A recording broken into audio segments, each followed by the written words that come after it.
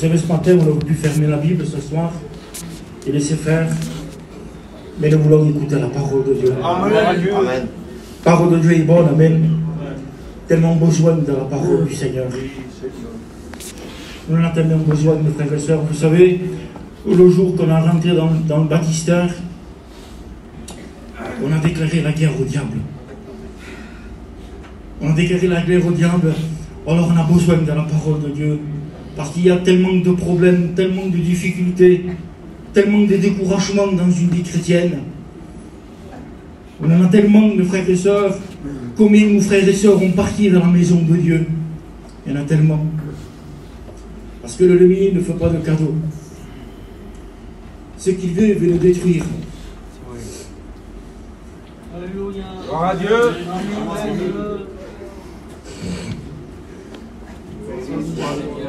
Dieu sur la gloire. On a tellement besoin de Dieu. Que Dieu soit béni. Amen. La parole de Dieu va parler dans Ephésiens 6 au verset 10. Voilà ce qu'il dit. Amen.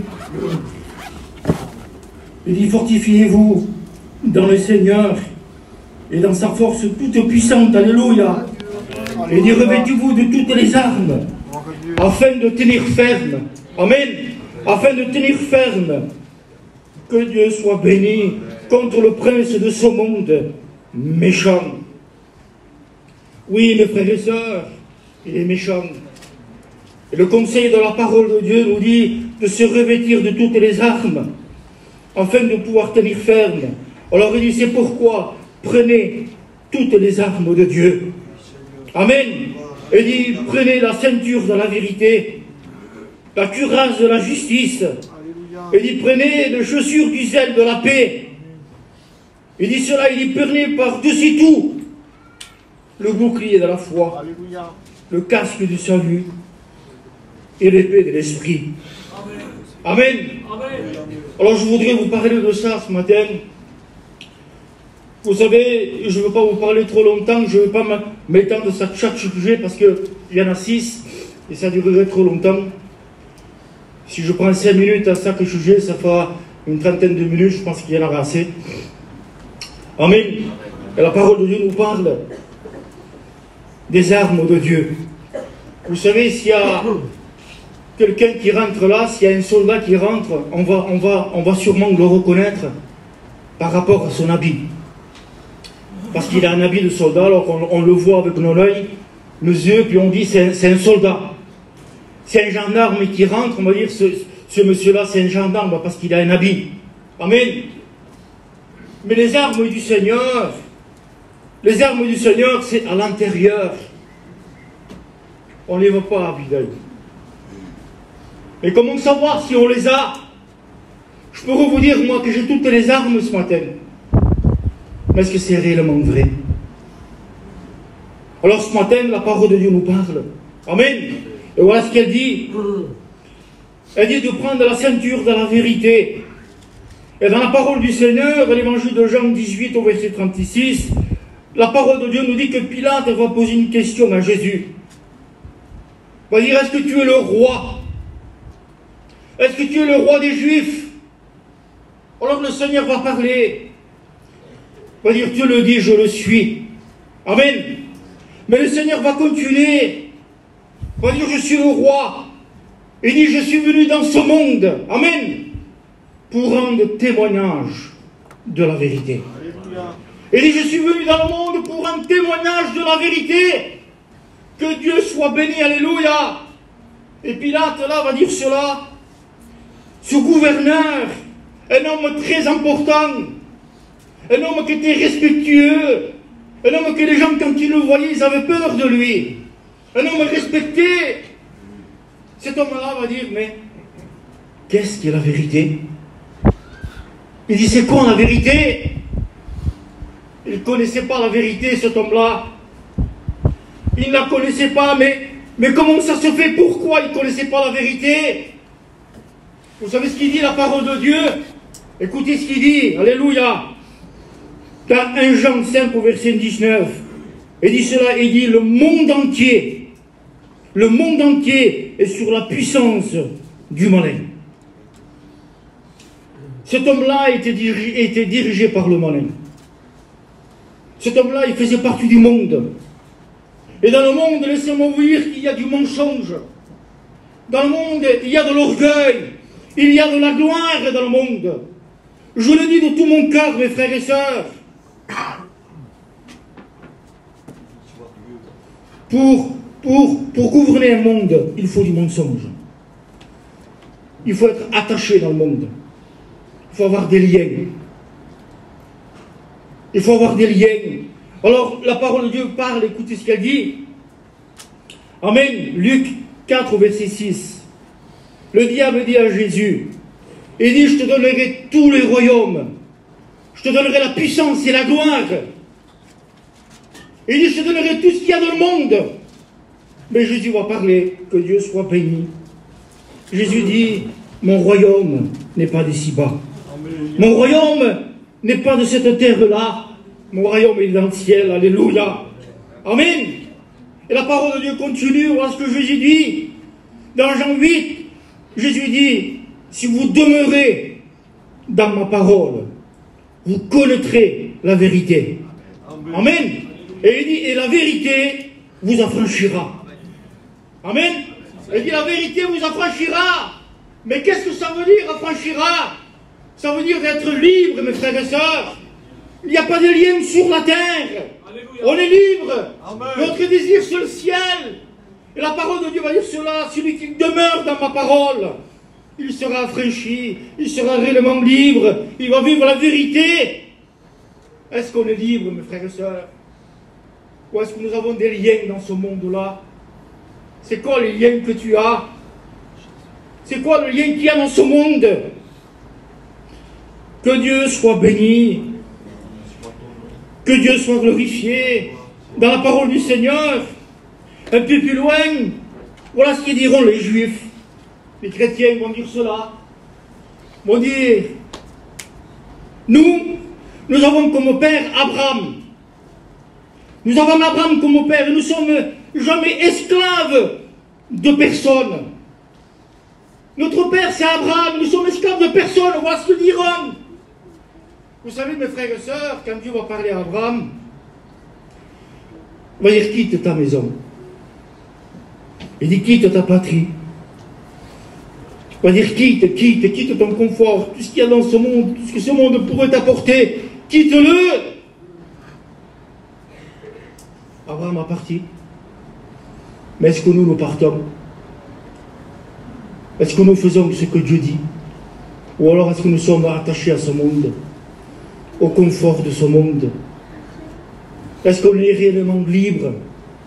Est-ce qu'on vit réellement cette vérité du Seigneur? Est-ce qu'on la vit? Voilà ce qu'il dit le Seigneur. Il dit, vous avez comme père le diable. Excusez-moi mes frères et sœurs, mais c'est la parole de Dieu qui dit ça. Il dit, vous avez comme père le diable. Il ne se tient pas dans la vérité. Parce qu'il n'y a pas de vérité en lui, car il préfère le mensonge. Il est menteur et le père du mensonge. Voilà ce qu'il va dire. Voilà ce qu'il dit. Il dit, vous avez le père, le diable. C'est le père du mensonge. Mais le Seigneur lui va dire, il dit, moi je suis venu rendre témoignage de la vérité. Amen. Quelle différence? Est-ce que nous disons la vérité? Est-ce que nous disons la vérité? Vous savez, je vous parle de la vraie vérité.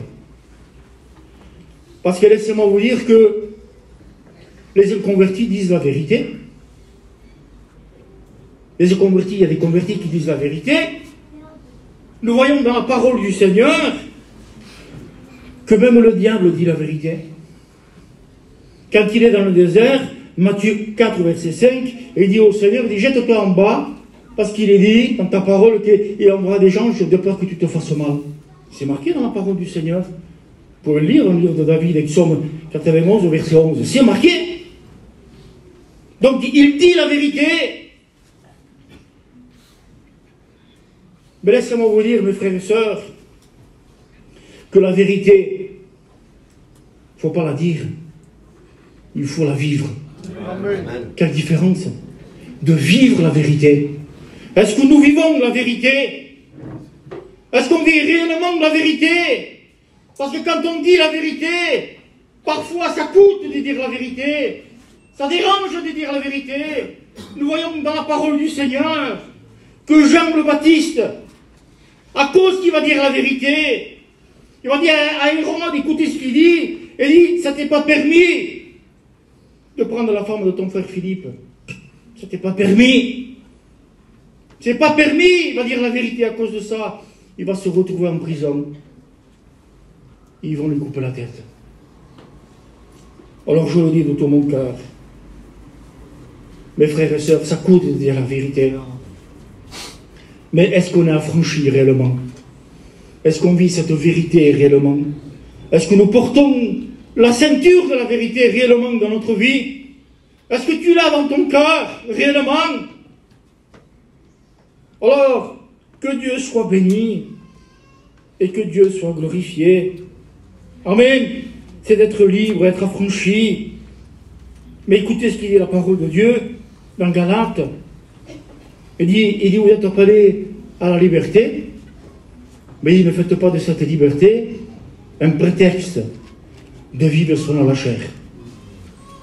Il dit, ne faites pas un prétexte de vivre selon la chair, parce que la chair est contraire au l'esprit. C'est contraire, mes frères et sœurs. C'est quoi la chair? Mais la chair, c'est ça, écoutez bien. La chair, c'est la jalouserie, c'est le querelle, c'est la division, c'est les disputes, c'est la calomnie, c'est la colère. C'est tout ça la chair, elle est contre l'esprit. Alors je le dis, que Dieu soit béni. Voilà ce qu'il dit la parole du Seigneur.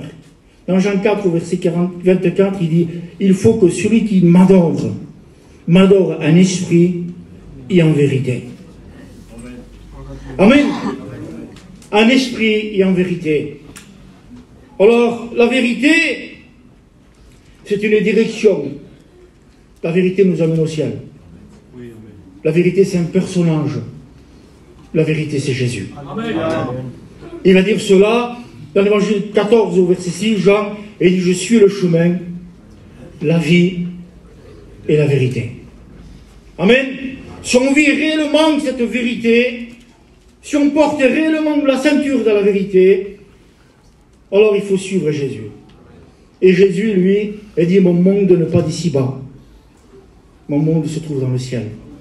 Nous devons rechercher les choses du ciel. Amen. Que Dieu soit béni. Merci Seigneur. Alors nous allons passer à la cuirasse de la justice. Une arme très importante. Une arme très importante parce que la parole de Dieu, elle parle. Dans Matthieu 6 au verset 33, voilà ce qu'elle dit. Il dit tout simplement, il dit, recherchez premièrement le royaume des cieux et la justice, et tout vous sera donné. Gloire au Seigneur. Quelle importance. Il dit premièrement, recherchez le royaume des cieux et la justice. Et il dit, tout vous sera accordé. Tout vous sera accordé. Alors, je le dis, qu'est-ce que nous recherchons? Qu'est-ce que nous recherchons, mes frères et sœurs? Pardon, mais quand on ouvre les yeux le matin, on recherche quoi? La justice de Dieu ou à conquérir le monde? Une belle voiture, une belle maison. Qu'est-ce que nous recherchons? Qu'est-ce que tu recherches? C'est quoi le désir qu'il y a dans ton cœur? C'est de rechercher la justice de Dieu ou le monde? La parole de Dieu, rechercher en premièrement son royaume et sa justice. Amen. Alors, la parole de Dieu continue, que Dieu soit béni. Amen. Il dit, dans Matthieu 13 au verset 47, il dit, le royaume des cieux est semblable à un filet jeté dans la mer, ramassant toutes sortes d'espèces de poissons, jetant les mauvais et mettant ce qui est bon dans un vase. Il dit, à la fin des temps, à la fin du monde, ce sera de même. Il dit qu'à la fin du monde, ceux qui sont méchants seront jetés dans la fournaise ardente, dans le feu ardent, où il y a des grincements des dents. Recherchez premièrement la justice. Alors j'ai dit, Seigneur, mais je me suis dit, mais Seigneur, comment on va faire? Comment on va faire pour être juste, Seigneur? Comment on fait? Il y a un problème, Seigneur. Parce que la parole de Dieu dit ça, écoutez ce qu'il dit. Dans Romains 3, verset 10, il dit, il n'y a pas même un juste. Pas même un seul. Alors Seigneur, on est perdu. Il n'y a pas de juste. Pas même un seul.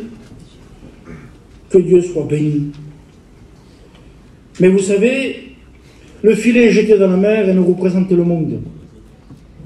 Qu'est-ce que nous recherchons? Le monde ou la justice? Qu'est-ce que toi tu recherches? Qu'est-ce que nous recherchons? Alors, la parole de Dieu dit ça dans les gens. Parce que si tu recherches la justice de Dieu, la parole de Dieu nous dit que nous avons un avocat auprès du Père. Amen. Le Christ, le juste. Si nous recherchons la justice, nous avons un avocat. La parole de Dieu dit ça, écoutez, dans Romains, il dit, qui accusera les élus de Dieu si Dieu les rend justes? Oui, parce que c'est Dieu qui nous rend justes. C'est Dieu qui te rend juste. Amen. Imaginez Paul, Saul de Tarse, un homme qui était méchant, un homme qui faisait du mal aux chrétiens. Les hommes, quand ils le voyaient, ils avaient peur de lui. Oui, mais Jésus l'a rendu juste. Est-ce que tu es pire que Paul? Jésus, il le rend juste. Mais je vous le dis, le Seigneur nous rend juste, mais il faut souffrir pour la justice. Est-ce que tu souffres? Voilà ce qu'il dit, Paul, de Timothée. Il dit, souffrez avec moi comme un bon soldat de Jésus-Christ. Pierre va dire cela. Quand vous souffrez pour la justice, quand vous souffrez pour la justice, il dit, vous serez heureux. Amen. Et puis, de Timothée, il dit ça. Désormais, la couronne de justice m'est réservée. Le Seigneur lui-même me la donnera. Amen. Est-ce que vous voulez souffrir pour la justice de Dieu? Alors renoncez à ce monde. Mais que nos regards s'aillent au ciel, constamment. Est-ce que c'est le désir de ton cœur? Que Dieu soit béni. Amen, mes frères et sœurs. Merci Seigneur. On va passer aux chaussures. Chaussures du zèle. De l'évangile de paix. La parole de Dieu dit, heureux ceux qui procurent la paix, car ils seront la paix, fils de Dieu. Vous savez, paix en latin veut dire une personne qui n'a pas de conflit.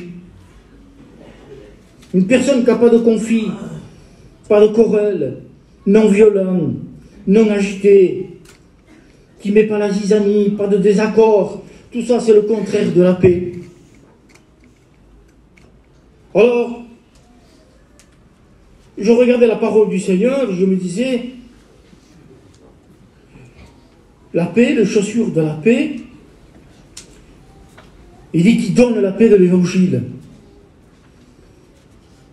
Alors je me suis posé la question, je me suis dit, Seigneur, est-ce qu'il y aurait plusieurs chaussures?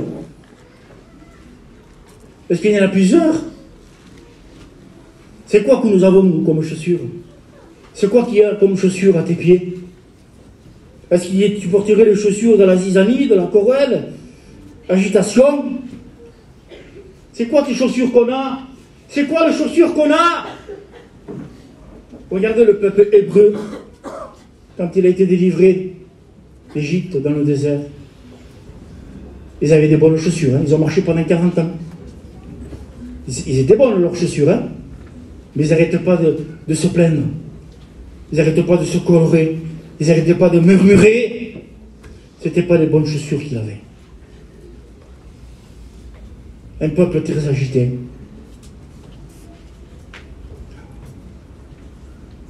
Oh, moi, je fais toutes les réunions. Je vais de partout. Je jeûne, je prie, je fais toutes les réunions, je vais de partout. Oui, mais tu es très agité. Vous n'avez pas remarqué des fois quand on discute avec quelqu'un, pardonnez-moi des mots, on discute avec quelqu'un, et puis il y a une personne qui vient, je vois pas, un chrétien, hein, pas un converti, il vient et puis il discute un petit peu avec nous, et puis il repart. Puis on se dit, maman, il n'est pas agité lui. Ça vous est déjà arrivé? Maman, qu'est-ce qu'il a agité? Alors, on a quoi comme chaussures? Tu peux marcher autant que tu veux. Vous avez vu les témoins de Jéhovah? Ils marchent, hein? Ils marchent, hein? Et ils posent leur voiture et ils s'en vont à pied. Qu'il pleuve, qu'il vente, qu'il fasse ce qu'il veut. Ils marchent. Ils ont de très bonnes chaussures, hein? Vraiment, on appelle ça des chaussures de marche. Hein? Quand tu leur dis, excusez-moi, mais vous êtes sûr de votre salut? Ah ben non. Non. Vous savez qu'il y a des chrétiens qui ne sont pas sûrs de leur salut? T'es sauvé, mon... Je sais pas. T'as vu, c'est Dieu, hein? Moi, ça, tu sais pas. Moi, tu sais pas. C'est pas normal. T'as les chaussures de marche. Si Jésus revient, je pars avec lui. Ça sert à quoi de renoncer à tout ce monde? Seigneur, enlève tes chaussures. Marche plus. Mets-toi à genoux, prie le Seigneur comme Marie. Seigneur, change-moi, j'arrive pas. Gloire au Seigneur. Que Dieu soit béni. Et puis il y en a qui ont les chaussures, excusez-moi, mais je ne sais pas comment on dit ça, orthopédiques là. Vous savez, avec des talons hauts, des talons bas. Ils marchent comme ça. Excusez-moi des mots, mais... Pardonnez-moi mes frères et sœurs, mais l'été c'est des bombes, et l'hiver on ne le voit plus. Alors c'est le sens contraire. L'hiver c'est une bombe, et l'été on ne le voit plus. Mais change de chaussures aussi. C'est quoi ces chaussures que tu as? Il faut les chaussures du zèle de Dieu, de l'évangile de paix. Quand tu vas dans un endroit, il faut apporter la paix, alléluia.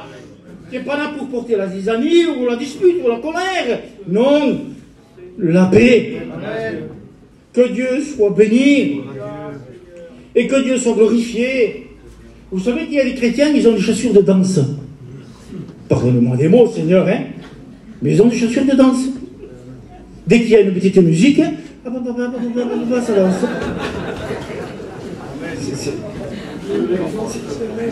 C'est pas les chaussures de paix, c'est les chaussures d'ambiance que t'as. Mais arrête de danser, mon frère, ma soeur. Je vais à toutes les réunions, je jeûne, je vais visiter, je vais de partout. Enlève les chaussures. Mets les chaussures de l'évangile de paix. Prie le Seigneur, alléluia. Témoigne de la vérité. Amen. Que Dieu soit béni, merci Seigneur. Alors on va aller encore un peu plus loin, je vais faire vite. Que Dieu soit béni. Ah, là j'ai mis chaussures de guerre. Ça c'est impeccable, ça c'est bien ça. Hein, Rudy, les chaussures de guerre, ça c'est bon. Ça c'est les bonnes chaussures. Mais tu fais la guerre à qui? Tu fais la guerre à qui? À l'ennemi? Ou à tes frères et sœurs? Ou à tes serviteurs? À qui tu fais la guerre? Toi qui es au fond, excusez-moi, mais tu fais la guerre à qui? Est-ce que tu fais la guerre à l'ennemi ou à Dieu? Nous voyons dans la parole du Seigneur, Paul, j'en reviens, et faisait du mal aux chrétiens. Il n'avait pas de bonnes chaussures aux pieds. Mais que Dieu soit béni. Dans le chemin de Damas, Dieu a changé sa façon de marcher. Et remarquez-le quand vous lisez la parole du Seigneur, Pierre, Paul, quand il finit de parler, il dit que la paix du Seigneur soit avec vous tous. À chaque fois, il dit ça, Paul, quand il finit. Il dit que la paix du Seigneur soit avec vous. Que Dieu soit béni. Et que Dieu soit glorifié. Vous savez, les chaussures, ce sont des témoins. Ce sont des témoins, les chaussures. On le voit à notre démarche. Que Dieu soit béni et que Dieu soit glorifié. Ce sont des témoins. On connaît la personne par rapport à sa façon de marcher. Ananias, quand Dieu lui dit, va me poser les mains à Paul, il dit, Seigneur, je le connais cet homme-là, il fait du mal aux chrétiens. J'y vais pas. Oui, parce qu'il connaissait sa démarche.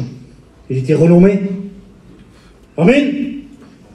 Et puis nous voyons, je lisais la parole du Seigneur, et quand Moïse est dans la montagne, le Seigneur lui dit, Moïse, enlève tes souliers. Comment ça se fait? Enlève tes souliers, Moïse. Tu viens d'Égypte. Ta façon de marcher n'est pas bonne, Seigneur. Amen.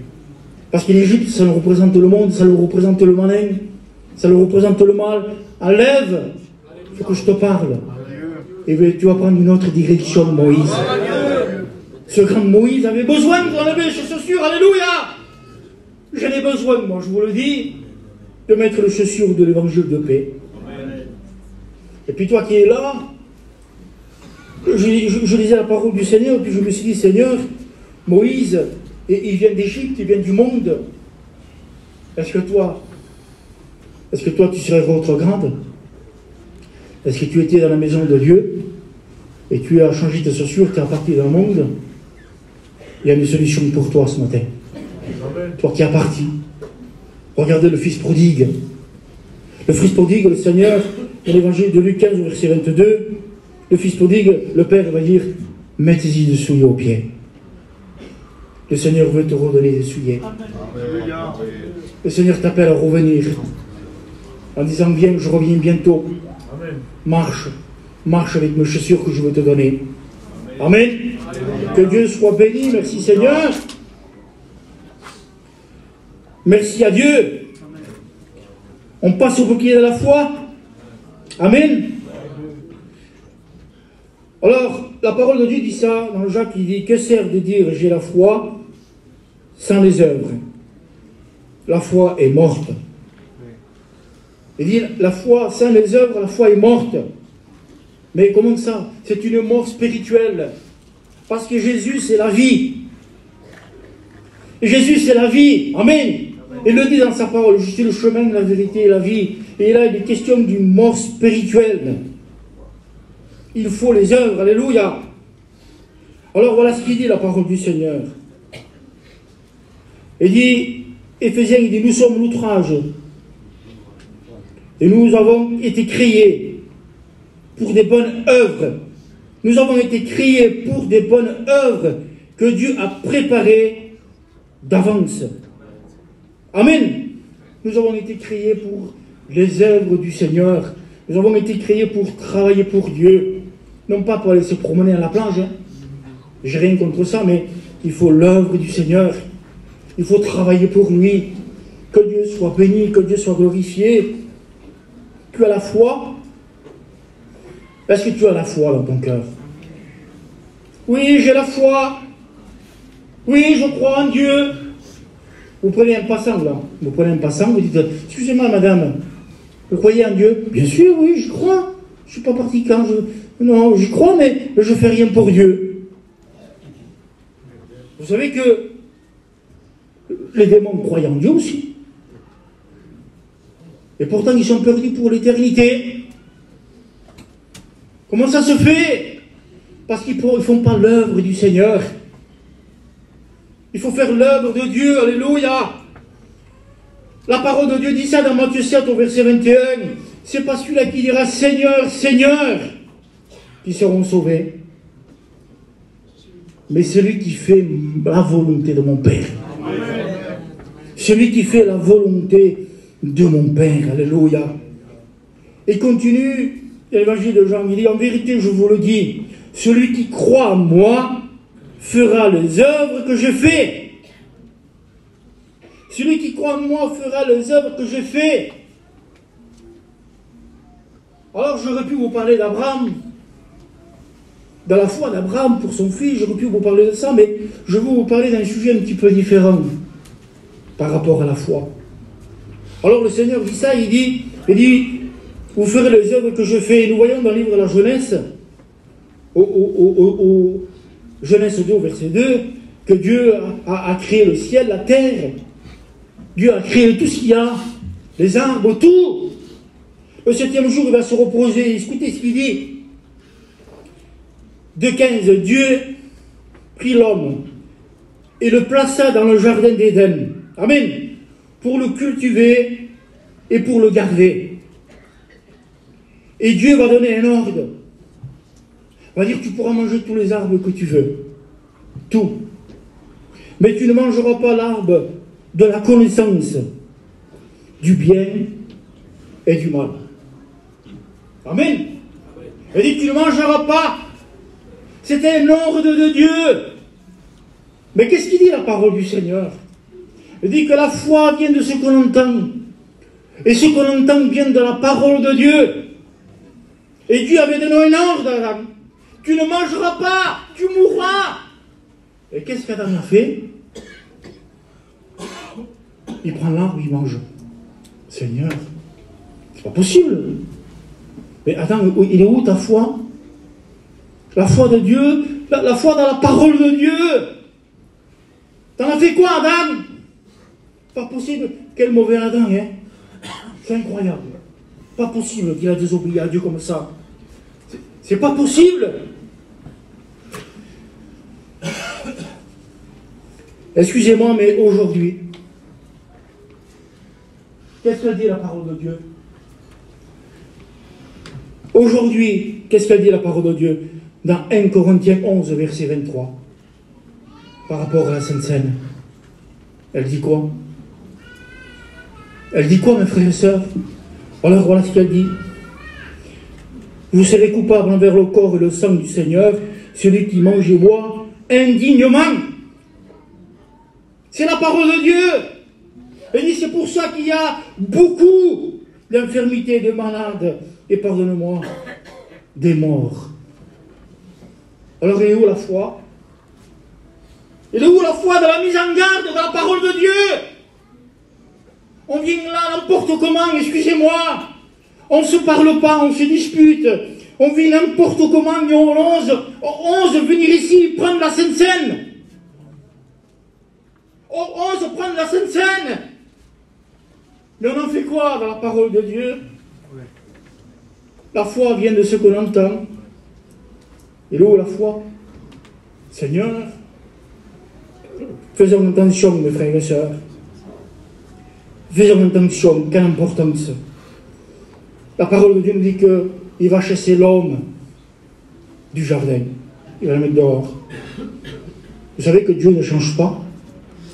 Hébreu est toujours le même hier, aujourd'hui, éternellement.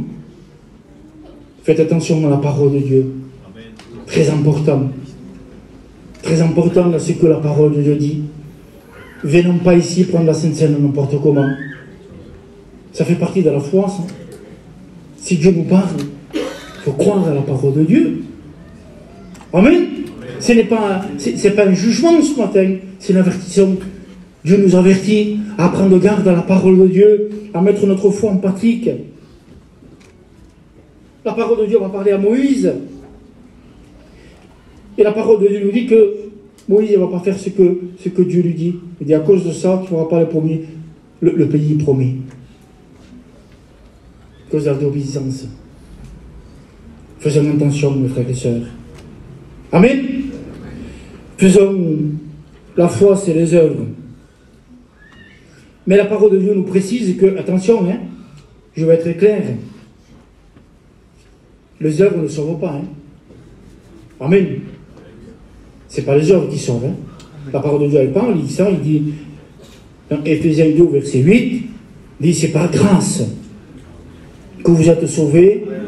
Amen. Par le moyen de la foi et non par les œuvres, afin que personne ne se glorifie. Amen. Que Dieu soit béni et que Dieu soit glorifié. Alors nous allons vite passer au casque du salut. Vous voulez? Amen. Que Dieu soit béni. Merci Seigneur.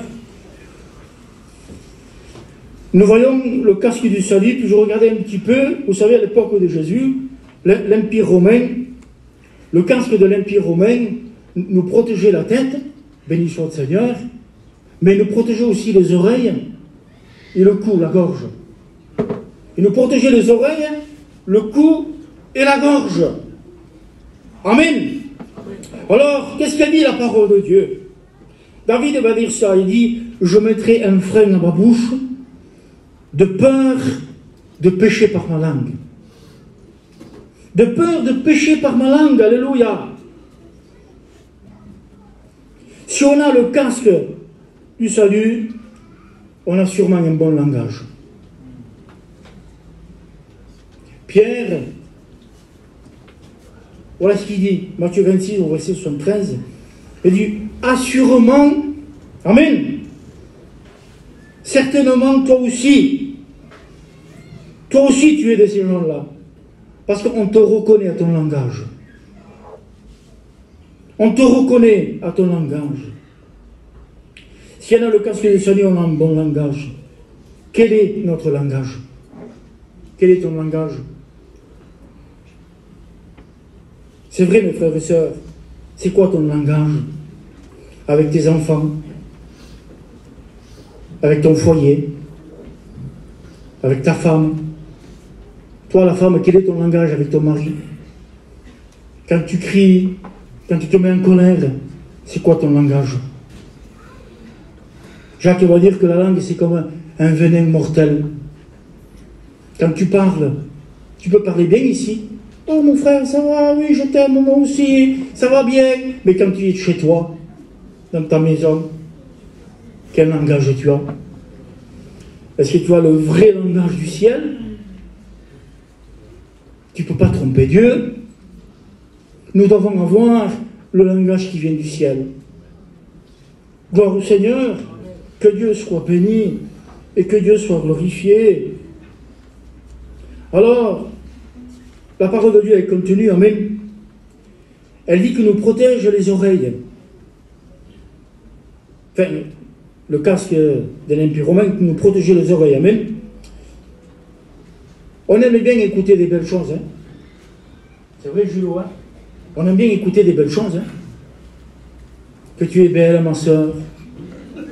Que tu es beau, mon frère. Ah, t'es un bon frère, hein. Ah, c'est merveilleux. Ah, t'as prêché bien, Felino, hein. On aime bien. On aime bien cela. On aime bien, c'est agréable. Oui, voilà ce qu'il dit, la parole du Seigneur. Gloire à Dieu. Dans 2 Timothée 4, au verset 3, il dit, il viendra un temps où les hommes ne supporteront plus la sainte doctrine. Ils auront la démangeaison d'entendre des choses agréables. Et il dit, ils détourneront leurs oreilles de la vérité. Ils vont détourner les oreilles de la vérité. Ils aiment bien entendre des choses agréables. C'est ce qu'on voit aujourd'hui dans certaines églises, mes frères et sœurs. Alors, nous ne voulons pas entendre des choses agréables. Nous voulons entendre la sainte doctrine de Dieu, la parole de Dieu. Amen. Que Dieu soit béni et que Dieu soit glorifié. Dans Matthieu, écoutez ce qu'il dit. Matthieu 13 au verset 15. Il dit, ce peuple est devenu insensible. Ils ont bouché leurs oreilles. Vous imaginez? Il dit, ce peuple-là est devenu insensible à ma voix. Ils ont bouché leurs oreilles. Comment ça se fait? Comment ça se fait? Oui, parce que des fois la parole de Dieu dérange. Ça dérange. Vous avez vu, vous allez dans la pharmacie, ils vendent des trucs pour mettre dans les oreilles. Quand il y a du bruit, ben on met ça, on n'entend plus rien. On peut dormir tranquille. Eh bien, il y a des chrétiennes qui veulent être tranquilles. Ils ne veulent pas partout prendre la parole de Dieu. Il y a des choses qu'ils ne veulent pas entendre. Alors ils se bouchent les oreilles. Il n'y a pas plus sourd que celui qui ne veut pas entendre. On n'y a pas plus sourd. Vous savez, si on se bouche les oreilles, on est déséquilibré. On n'entend plus. On marche un petit peu, on zizane un petit peu. Mais il y a des chrétiens qui marchent un petit peu. Aujourd'hui, ils font ceci, demain, ils font autre chose. Alors, je le dis, il n'y a pas plus sûr que celui qui ne va pas entendre, mais pour celui qui va entendre. Est-ce que tu vas entendre ce matin? Est-ce que tu vas entendre ce que Dieu voudrait te dire? Vous savez, avant, vous savez comment on faisait pour déboucher les oreilles? On prenait de l'huile d'olive, on mettait dans l'oreille, et puis ça débouchait l'oreille. L'huile d'olive que nous représente le Saint-Esprit. Est-ce que tu veux écouter ce matin? Le Saint-Esprit nous parler, nous faire du bien. Est-ce que tu voudrais qu'il te débouche les oreilles? J'en ai besoin, moi. J'en ai tellement besoin. Alors il prenait de l'huile, et il prenait aussi de l'eau, qui nous représente la parole de Dieu. Il mettait un petit peu du sel, il buvait ça, et puis ça débouchait les oreilles. Ce matin, on a besoin d'écouter la parole de Dieu.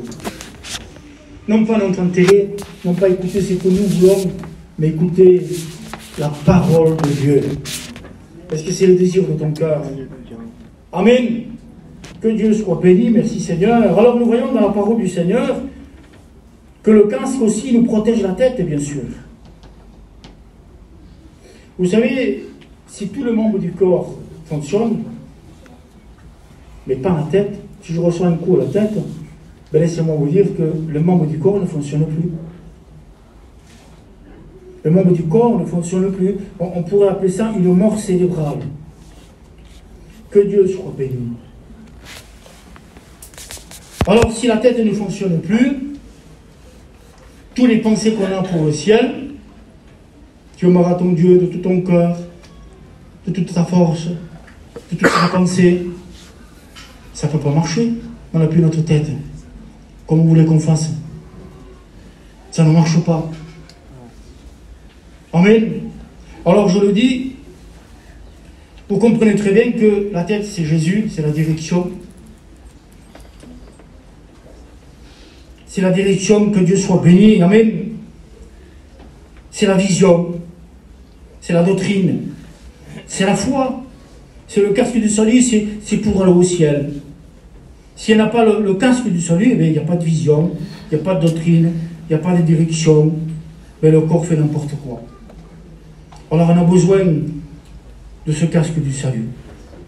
Est-ce que vous en avez besoin, mes frères et sœurs?